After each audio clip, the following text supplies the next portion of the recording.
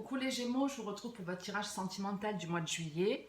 J'espère que tout le monde va bien. Ici, il y a 3 messages, comme vous le savez, qui ne parleront pas à tout le monde, donc prenez uniquement ce qui résonne en vous. Et s'il n'y a pas de message ou si vous voulez un complément d'information, n'hésitez pas à aller voir votre ascendant, votre signe lunaire. Juste pour vous dire, avant de démarrer l'interprétation, qu'il n'y aura sûrement pas de vidéo pour le mois de août. J'ai besoin aussi un petit peu de repos, de décrocher. Donc voilà, ce sera un petit peu au feeling. Si je me sens, je ferai peut-être quelques tirages qui ne seront pas sûrement par signe pour pas léser certains. Mais voilà, je vous garantis rien. Mais au plus tard, je vous retrouverai pour les tirages du mois de septembre. On démarre de suite pour la première interprétation. On vous parle d'élévation, d'âme sœur, de relations instables, de messages reçus et d'été. Ici, en gros, on vous dit quoi? Que vous avez compris beaucoup de choses par rapport à des relations sentimentales ou dans votre vie en général. Vous avez retenu pas mal de leçons de vie. Vous avez épuré aussi votre karma. Vous êtes beaucoup plus en accord avec vous-même. C'est-à-dire que vous êtes plus dans l'instant présent. Vous arrivez plus facilement à dire oui, à dire non, etc. Toutes ces notions-là sont de plus en plus maîtrisées. Maintenant, il vous manque une seule chose, c'est que vous attendez pour moi des nouvelles d'une personne avec laquelle vous avez eu des difficultés, donc on parle sûrement d'un ex-partenaire. C'est comme si vous attendiez des excuses ou malgré tout, même si vous allez beaucoup mieux, que vous avez guéri de cette relation, il y a toujours une espèce d'attente d'avoir des nouvelles de l'autre. Alors on vous dit qu'il y aura, alors après vous savez que le temps et les cartes ça fait deux, on vous dit que en gros n'attendez pas parce que ça reste quelqu'un d'instable et si vous attendez de ces nouvelles pour avoir des excuses, j'ai envie de vous dire que vous n'en aurez pas et ça arrive très souvent.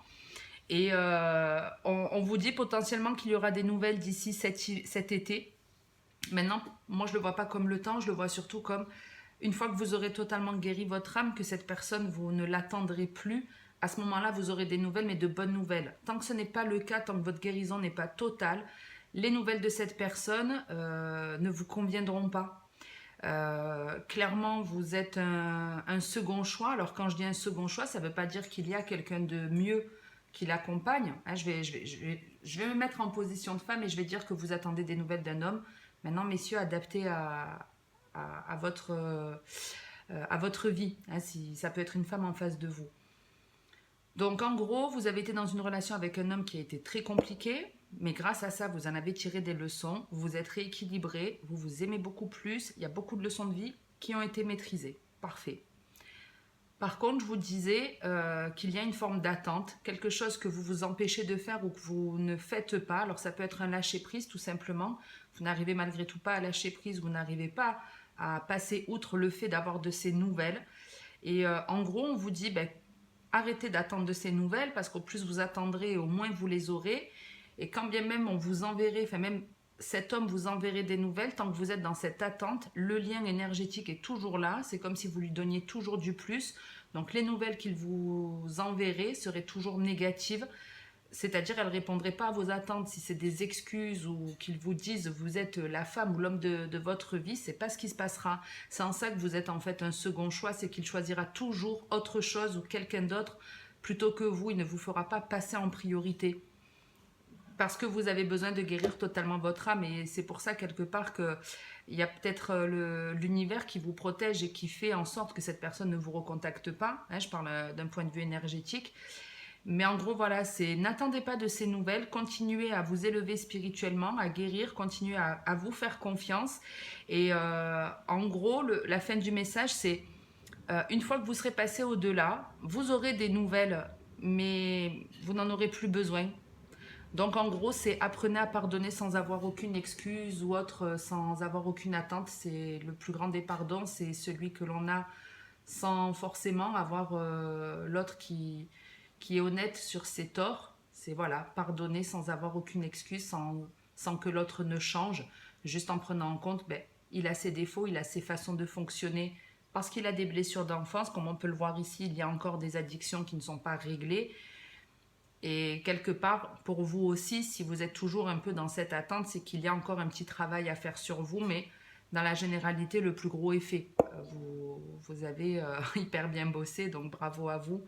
Vous vous sentez en tout cas beaucoup mieux et on reste dans les énergies du tirage général où vous aviez en dos de deck la tranquillité, on la retrouve ici, mais vous avez aussi sur ce dos de deck la réconciliation qui représente la paix aussi avec soi-même, c'est pas forcément la paix avec l'autre, bien que ça puisse l'être, hein, on n'est pas obligé d'avoir des excuses pour pardonner à l'autre. Et c'est ce qu'un petit peu je ressens sur ce premier message.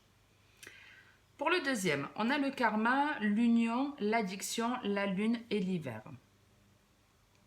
Ici, on parle d'une personne avec laquelle vous ne discutez plus, avec laquelle il y a un froid. C'est une relation, en gros, en fait, quand je dis que vous ne parlez plus, ou comme on est dans le général, je ne vais pas donner trop de détails, mais en fait, vous pouvez être encore en couple avec cette personne. Voilà, je reprends, on efface tout et on recommence pour le deuxième message. Donc au deuxième message, vous avez le karma, l'union, l'addiction, la lune et l'hiver. Ça, c'est quand je vais aller trop vite, je capte pas entièrement le message et du coup, ça change. Bon. Donc je reprends. Vous êtes ici dans une relation de couple qui ne vous satisfait pas. Il y a des choses qui ne vous conviennent pas. Il y a l'un des deux qui n'est pas honnête dans ses propos. Il y en a un autre qui s'interdit certains agissements alors que parfois il en a envie. C'est quelque chose qui pourrait lui faire du bien. Je ne sais pas, messieurs, dames, Gémeaux, sur comment vous positionnez, mais pour moi, les deux sont déséquilibrés puisqu'on est dans une relation karmique. Donc, le but de ces relations, je vous l'ai expliqué plus d'une fois, c'est justement d'arriver à trouver son équilibre indépendamment de l'autre. Si vous êtes avec une personne, parce que de ce que je vois, il y a une addiction, en tout cas pour moi, pour les deux, hein, puisqu'on est dans un lien karmique. Donc il y a des peurs, des dépendances ici que vous avez chacun et le but de cette relation, c'est d'en guérir. Donc, si vous êtes par exemple la personne qui est en train de donner beaucoup d'affection, qui est toujours en train de préparer le repas, qui est toujours aux petits soins pour l'autre, ben t'as mal là, je te masse. Et on pose des questions, on s'intéresse, même si l'autre parfois peut nous blesser dans sa façon de parler ou d'agir, on va rien dire. Hein, ça peut être toutes ces choses-là qui se répètent souvent. Donc, si vous êtes dans ce positionnement, il va falloir apprendre à recevoir, apprendre à dire stop, apprendre à dire non, puisque quelquefois vous en avez envie, mais vous ne le faites pas parce que vous avez sûrement peur de vous retrouver seul. Donc, le problème est là. Pour l'autre côté, vous pouvez être une personne, justement, alors là c'est un peu plus compliqué parce que souvent c'est des personnes qui sont un peu dans le déni. C'est-à-dire que ce qui vous plaît en fait dans votre relation, c'est uniquement ce que l'autre peut vous apporter. Vous n'êtes pas vraiment dans le partage, vous n'avez pas forcément l'envie de partager des choses, mais ce qui vous plaît surtout, c'est que justement l'autre s'intéresse à vous, que l'autre vous complimente, que l'autre soit aux petits soins pour vous. Je vous dis qu'il vous fasse à manger, qu'il vous donne un coup de main dans n'importe quel domaine de votre vie, voilà, qui va toujours dire amen à ce que vous voulez. Donc il y en a un, voilà, il y a les deux de toute façon qui sont déséquilibrés. Ici, en gros, on est en train de vous dire que c'est bien une relation, en tout cas, où il y a une dépendance entre les deux. Ce n'est pas vraiment de l'amour. C'est pas vraiment de l'amour. Le véritable amour, c'est en premier avec soi-même. Et il n'y a que comme ça que vous pourrez trouver votre vrai compagnon de route. Donc là, ici, même si vous êtes en couple, même si la relation elle ne vous convient pas pour un tas de raisons, vous n'arrivez pas à décrocher. Vous êtes complètement attaché à l'autre et de ce qu'on me montre, c'est que vous ne vous écoutez pas alors que vous avez parfois des intuitions. Il y a quelque chose ou des signes qui vous sont envoyés qui vous font comprendre que ça n'est pas la bonne personne. Mais malheureusement, vous ne voulez pas l'écouter, ça. Vous ne voulez pas le voir. Hein. Ici, il y a des personnes qui sont clairement dans le déni. Alors, je ne vous jette pas la pierre parce que je l'ai été et on est tous humains, donc on a tous nos faiblesses. Et c'est vrai que quand on manque parfois d'amour, on a tendance à se laisser faire dans nos relations. Et même si on voit que l'autre ne nous prend pas en considération, juste le fait d'être à deux, de recevoir quelques messages, quelques appels ou juste de pouvoir bouger un petit peu à deux, ça nous donne la sensation d'être aimé alors que c'est faux. Et il y a forcément des moments où vous vous dites mais c'est pas lui, c'est pas le ou la bonne personne pour moi, mais malgré ça vous n'arrivez pas à en décrocher. Donc ici, pour vous, le dos de deck, votre réconciliation, c'est le fait d'être en paix avec vous-même dans un premier temps, d'aller justement chercher cette élévation, cette sagesse intérieure, d'être honnête avec soi, de faire ce qui vous plaît. C'est pas qu'une question d'égoïsme. On peut simplement dire, ben non, là, j'ai pas envie de t'aider, je suis fatiguée. Demain, si je vais mieux, ou une prochaine fois, ou tu peux y arriver seul. Voilà, c'est humain, on a le droit. On a le droit, tout le monde est capable, on accepte souvent le oui, on a du mal à accepter le non, mais ça, ce n'est pas votre problème, ça ne vous empêche pas d'avoir le droit de le dire. Et puis si votre autre vous quitte parce que vous refusez certaines choses, c'est que effectivement, il ne vous aimait que pour ce que vous pouviez lui apporter, quoi qu'il en soit.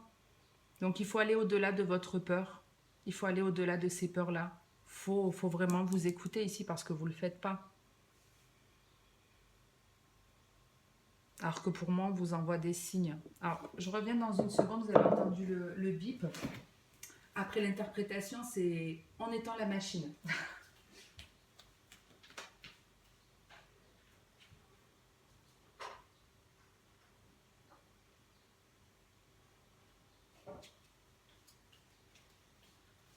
Donc, voilà pour le deuxième message. Du coup, je passe au troisième. Je ne sais pas combien j'en suis. Bon, ça va. Au troisième message, on vous parle de sagesse, d'amour véritable, de choix, de la carte de pas de dialogue, il n'y a pas de communication, et les épreuves. Alors, qu'est-ce qu'on a ici?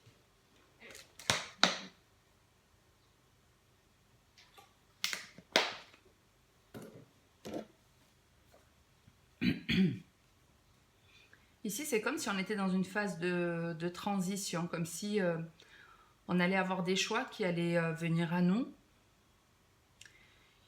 Après, on a toujours le choix, donc j'aime pas trop moi cette carte de choix, mais bon. En gros, il se passe quoi? Pour moi, on est un peu en miroir. C'est même pas qu'une question de choix. C'est que vous êtes en miroir. Vous avez d'un côté une personne ici, vous voyez, qui s'aime vraiment, qui est très spirituelle, qui se fait confiance, qui a énormément d'intuition et à qui on est clairement en train de dire que si tu continues dans cette voie, c'est le jackpot. Parce que vous avez de bonnes bases, vous avez de la valeur à vos yeux, vous savez ce que vous voulez et ce que vous ne voulez plus. C'est pas dit sur un ton méchant, c'est juste que vous êtes clair avec vous-même. Et vous allez avoir un choix important ici à faire. Donc, ok. Il y a des personnes ici qui rencontrent bientôt leur âme sœur. À partir du moment où elle la rencontre, il y a un ex-partenaire qui revient. Parce qu'il le ressentira. En énergie, il va le ressentir.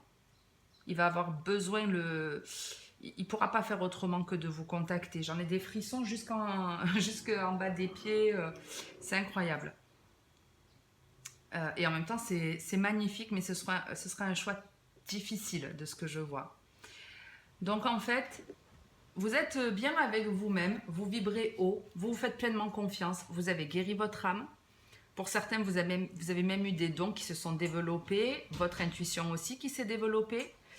Et vous allez avoir un choix très important ici. Puisqu'il y a quelqu'un qui se présente à vous, quelqu'un qui est dans la difficulté, quelqu'un qui se sent perdu sans vous et qui là vraiment ouvre les yeux. Et c'est exactement ce que je vous disais pour le premier message. Excusez-moi, je vais fermer la baie vitrée. Le Mistral s'est levé. Ça ne va pas être agréable à entendre et même moi, c'est pas agréable.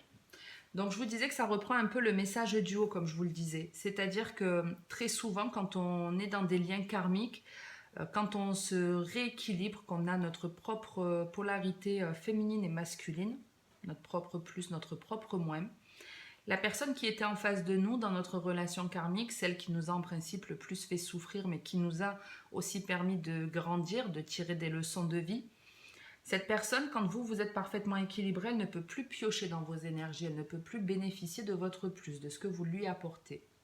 Donc, à ce moment-là, en principe, elle revient, elle vous recontacte. Parce qu'elle, même si elle ne s'en rend pas compte, même si elle n'est pas du tout dans la spiritualité, elle le ressent, c'est un appel de son âme qui fait qu'elle a envie de vous recontacter à ce moment-là. En tout cas, au plus vous allez vers cet équilibre. Et effectivement, si vous restez dans l'attente, si la personne vous recontacte, elle vous rappellera pas pour vous dire pardon, j'ai pris conscience, j'ai ouvert les yeux, je me rends compte. Non, ce sera juste pour venir gratter de votre plus encore une fois. En revanche, ici, c'est différent. Parce qu'à partir du moment où on a complètement guéri son âme, donc c'était déjà très beau en haut, mais je vous disais, il manquait un petit quelque chose. Et ici, la guérison, elle est totale. Ici, on a une guérison qui est totale. Parce qu'on est vraiment dans l'amour véritable, mais l'amour de soi, seul. Et donc, c'est parce que vous êtes 100% en complétude, vous êtes complètement en paix, zen, vous vous en foutez royalement de cet ex-partenaire, ça n'est qu'un souvenir de votre passé. Il y a une rencontre d'une âme sœur. La personne qui vous est destinée. Une personne où la relation sera beaucoup plus fluide.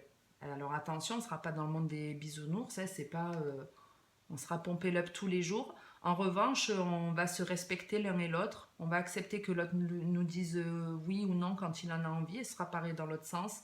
On va accepter d'avoir l'un et l'autre des activités différentes sans forcément les faire en même temps. On n'est pas des clones, on ne devient pas siamois quand on se met en couple. C'est pas ça l'amour. Si on garde chacun son identité, vous voyez, quand je vois cette carte, moi j'ai un peu l'impression qu'ici on peut avoir une femme et ici un homme. Et c'est vrai qu'on a un peu cette représentation de l'amour où l'un se calque sur l'autre. C'est faux. Euh, Normalement, c'est vous avez une identité, donc la bague par exemple sur la gauche, la deuxième bague qui représenterait l'homme sur la droite, et ensemble, vous formez quelque chose. C'est ça l'amour en couple. Et donc ici, c'est ce qui se passe. C'est ce genre de relation qui vous attend dans un bel équilibre, dans de l'honnêteté. On n'est pas dans la peur que l'autre nous quitte, nous fasse du mal. On est confiant. Voilà, on est dans une relation de confiance. Et en contrepartie, vous avez ce fameux monsieur ou cette dame qui revient pointer le bout de son nez parce que là, son monde s'écroule exactement comme vous. Votre monde s'est écroulé quand il y a eu cette séparation.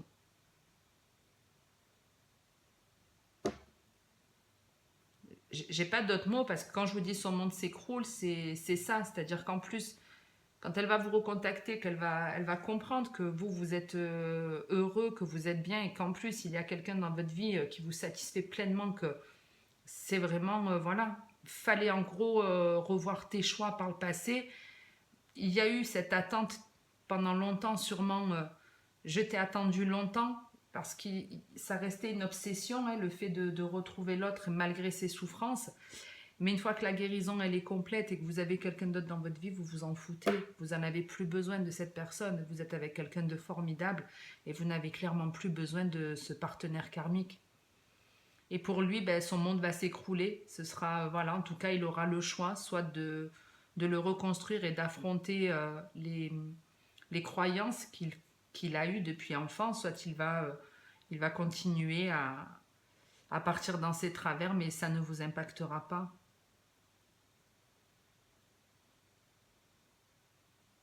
Pour certains, vous n'allez même pas vouloir répondre à ce message, mais il le ressentira en tout cas, ça c'est certain.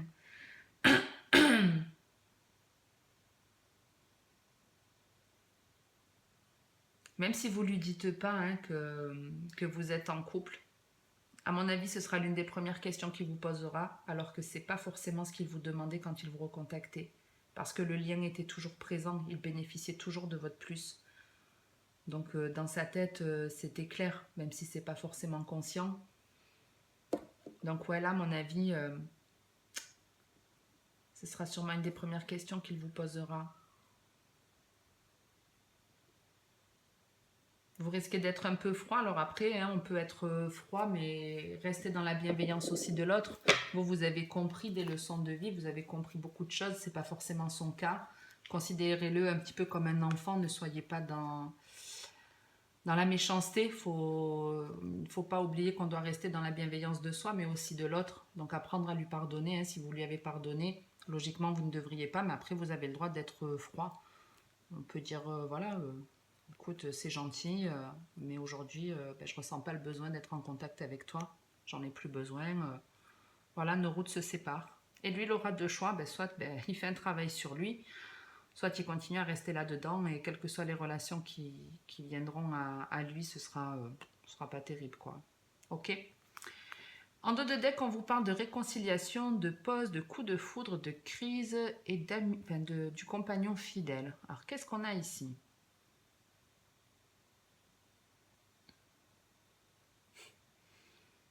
Alors, il y a deux messages là, je vous donne les deux.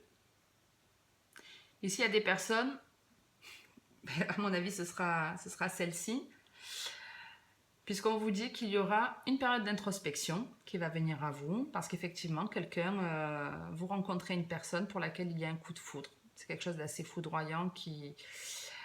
Vous n'allez pas en revenir, vous n'allez pas y croire, parce que pour moi, cette personne, je la ressens pas du tout négative et je ne vous vois pas non plus dans la négativité, même si on a la carte de la crise et du burn-out. Pour moi, c'est plus, non, mais là, il faut que je me calme, il faut que je me tempère, je comprends pas ce qui m'arrive, d'où il sort lui, il correspond à ce que j'attendais. Il y a plein de choses, je ne sais pas, sûrement similaires chez l'un et chez l'autre. Et j'en ai encore des frissons. Donc, c'est vraiment ça, en fait. Besoin d'un temps de réflexion parce qu'on a l'impression que c'est presque trop beau pour être vrai.